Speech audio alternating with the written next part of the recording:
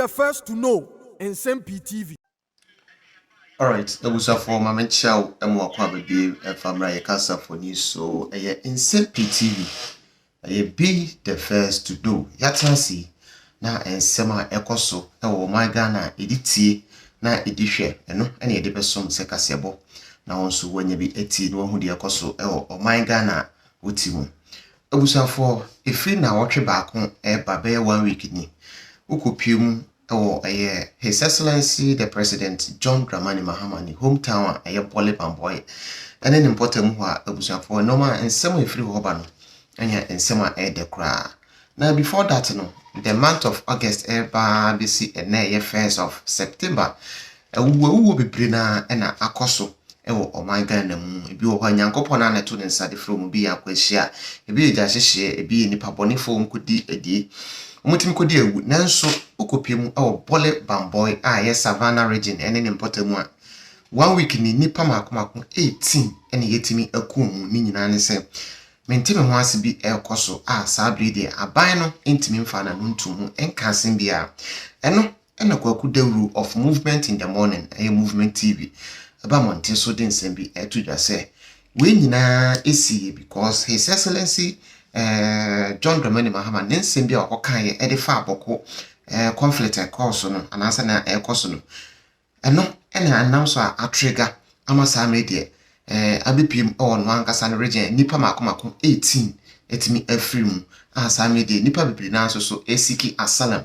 and they call the Ivorian anase la Côte d'Ivoire abusa for asame de okopiem and 7 bibiri na na ekoso enche bebo wrum movement na kwaku Dawuro de empinsim no atodwa na so ahunu de ekoso. His Excellency John Dramani Mahama ebetena ase. There has been so many killings, so many deaths, and so many conflicts. Yeah, abano intimi insi ano. Abusia for adwenture to comment section. I say. Cost across the country, so security. If it January 7, in fact, if it December 7, I to a baby.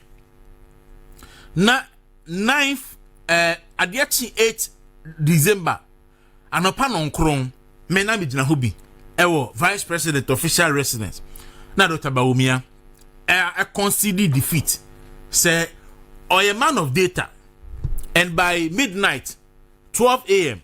na MPP atime quality majority of the polling stations and we say election were losing tension na echo high enom ne ade ntiti no why then we conceded defeat na kasumdwemra but if it that very day Dr. Bawumia yes statement no Ghana for who asumdweda in fact and now many people when people mako I can say Dr. Bawumia consider defeat in Temunti and the man this phone kwan and mamu chinchim people for minsa ejiomu city but from the day you can't say John Mahama win election o Ghana no Ghana who asumdweda NDC for started luti aban offices burun crofo jijin crofo cars yesay abc January 7 aye Daniel Memu no de share John Dramani Mahama say officially on take over na on show me so anopay ye de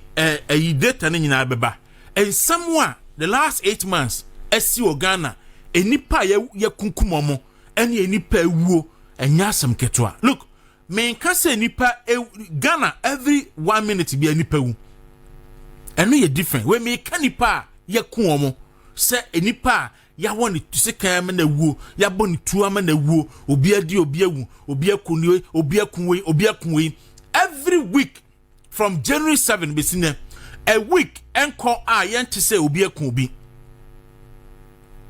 every week and we have the data no pay the bachelor na near eba ne say Yara John Mahama and I make say on one home region Savannah region Egyadam and a personal my boss actually the personal report say enipa at least 18 in just a week ebi so kra no some trash here from Savannah region na omukọ Côte d'Ivoire ekosiki asylum ebi so aba asia ha say akọ other regions ekosiki asylum na emu oya na neme mu oya ne say ye catch NDC for say what the tribalism eye amanyosemo a emfa sumdwe ma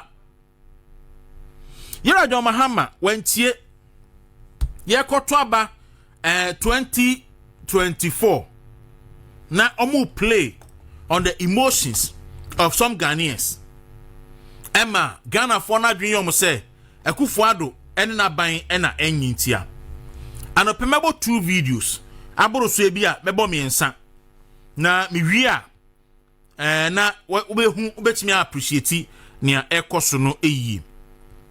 Asante GBC for a news card bi na me say news card no weekend the news card no na enkrofo kan wasam and enkrofo issue pa obetimi the news card na to so na fi eno be me basis me de ebe cancer ensemi so GBC Ghana Broadcasting Corporation for and yes I news card no say it's my wish that other areas learn from the peace that the Gonjas enjoy.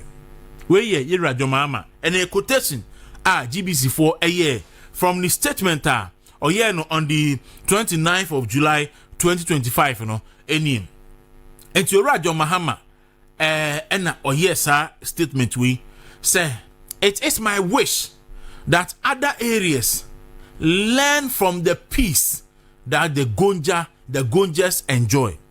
29th July 2025 na we no na entokwa asi ewo boko ama yakuni pa bebre asante me da ase ama NDC fo a ewo boko no NDC constituency chairman aye press conference aka say Egyadam Mahama wo ba boko ebe ka kire say NPP for na ma boko enjo enti NPP for ma boko nyo dia yentu aba ma wo Egyadam Mahama any NDC na mo de mo ba asunje beba boko enti mo ba ye nso boko njoye ade ti ade sen kwa na ye kunipa na ora Mahama ne hine ya bonwura aba ne nchen ewo ye friend sen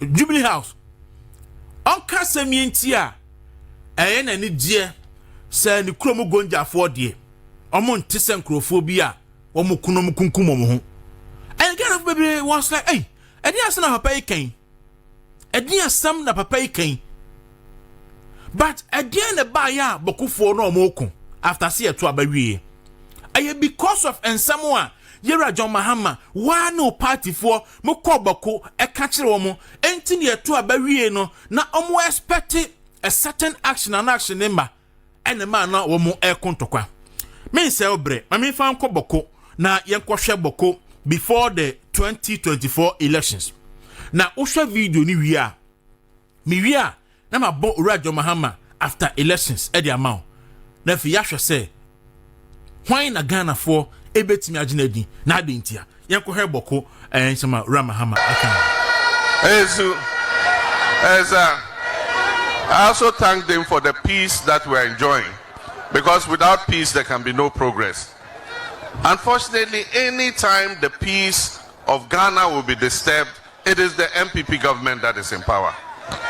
Recently, I've been hearing some things happening in Boko that appear to be threatening to disturb the peace there.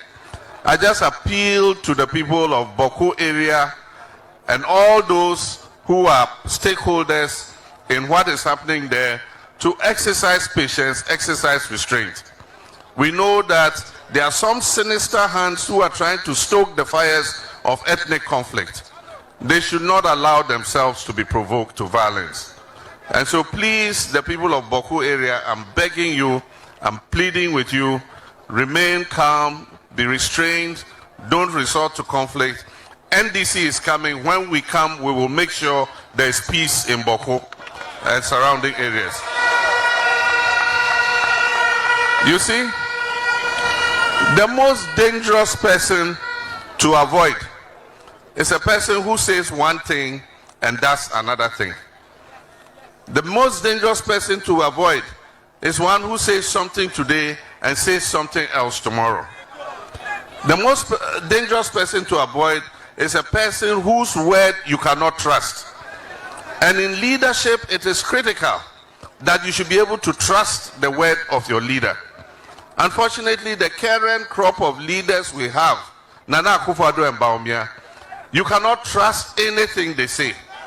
And as ABA Fusheni said, and I'll pay the copyright for this, he said, if they greet you in the morning, look at the sun before you answer. Oh, where Yera John Mahama, Abriana owo position, na Akufo-Addo, and Bawumia ewa bemu. And a mote say, oh, blame MPP for say, NPP for na den tokwaba boko. Na Ghana for ntimi nye Bawumia, ene Akufo-Addo ni.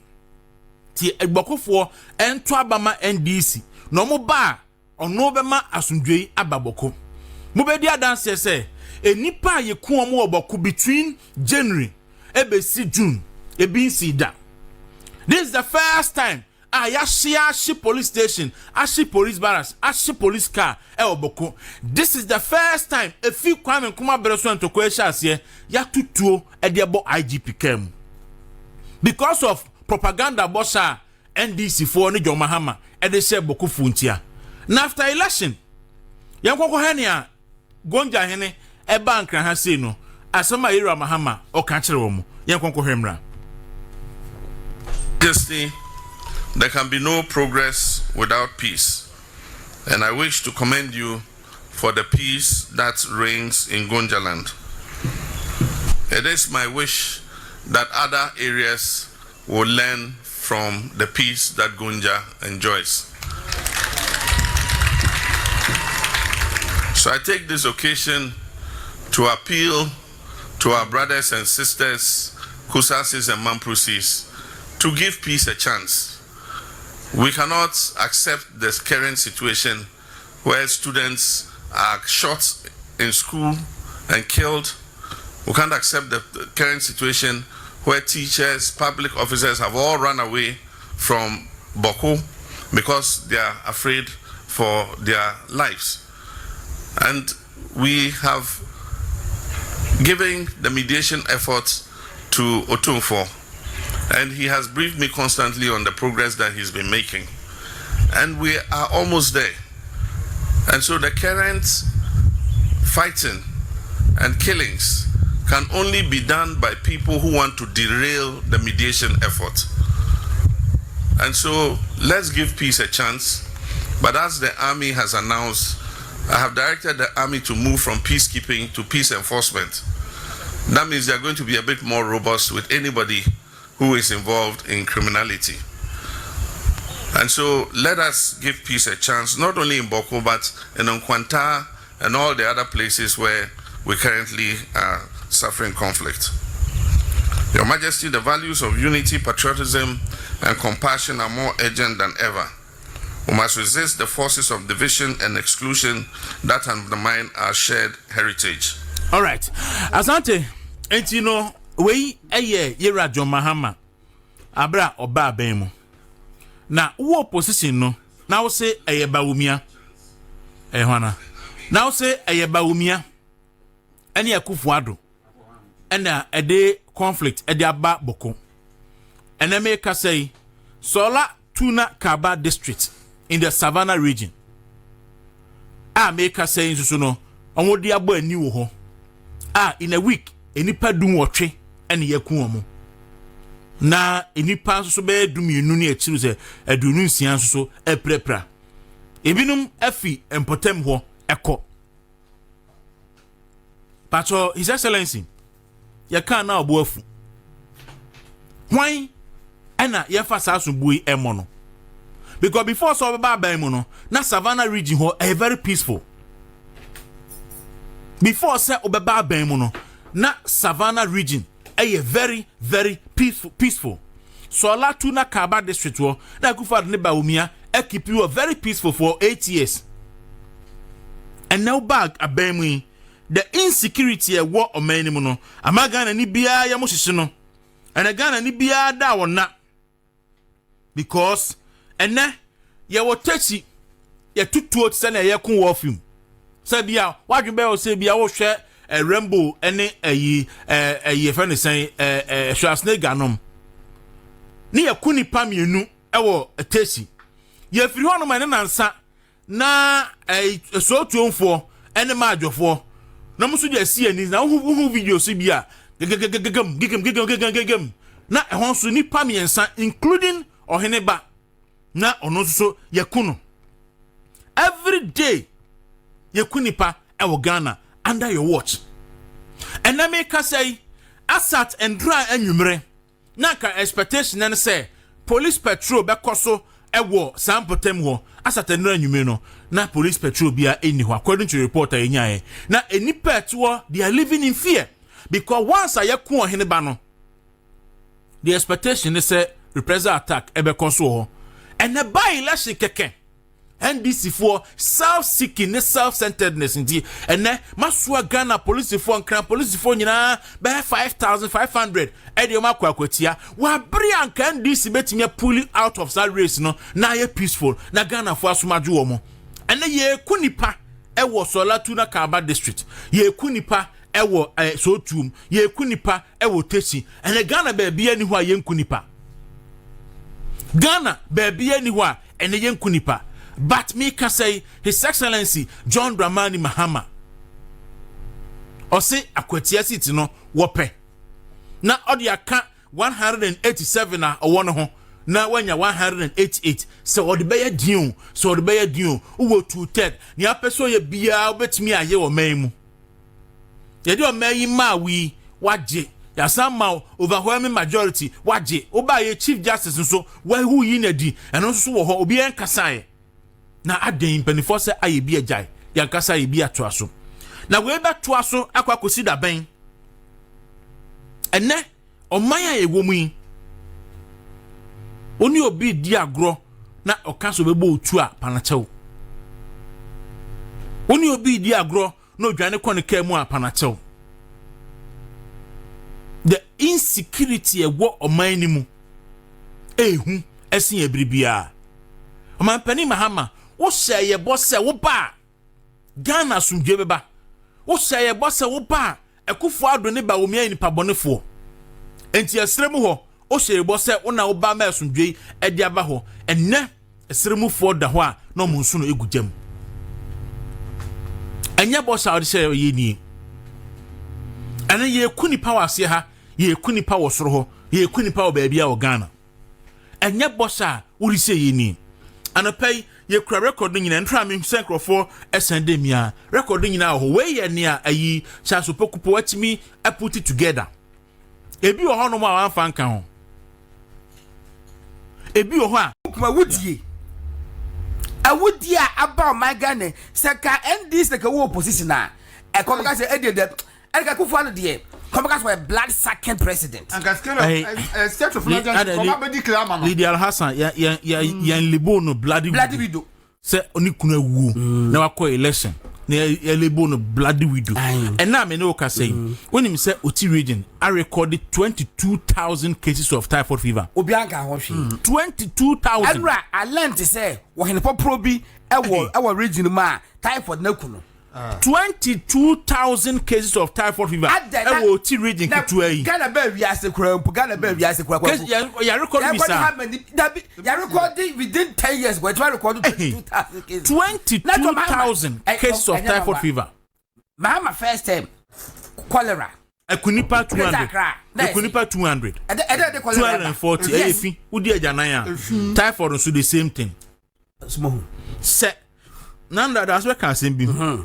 O say ba omia na wa ban mu a and Otifo recorded typhoid fever 22,000 anka Mahama ne kwama minta aka na be kwa kugina kan say omunya kanfo no mto abadema MPP nti ena kufu ne ba omia je omma typhoid ekunkum ablako be difagomasi na professional partner yes etwa jajo and we twa jajo typhoid fever one region over 22,000 some so a racist si obi na no lumba wu ye say ne so anko wanko because wanko etinu gono na jifagomasi akana no atum ekuje to ablakwa akana no atum dafia mekpo akana no atum yes ama Otifo typhoid fever ekun Otifo mo hu say national epidemic yes ne betimi aye pandemic betimi aye And we say a man in epidemic. The pandemic is a trouble the sun.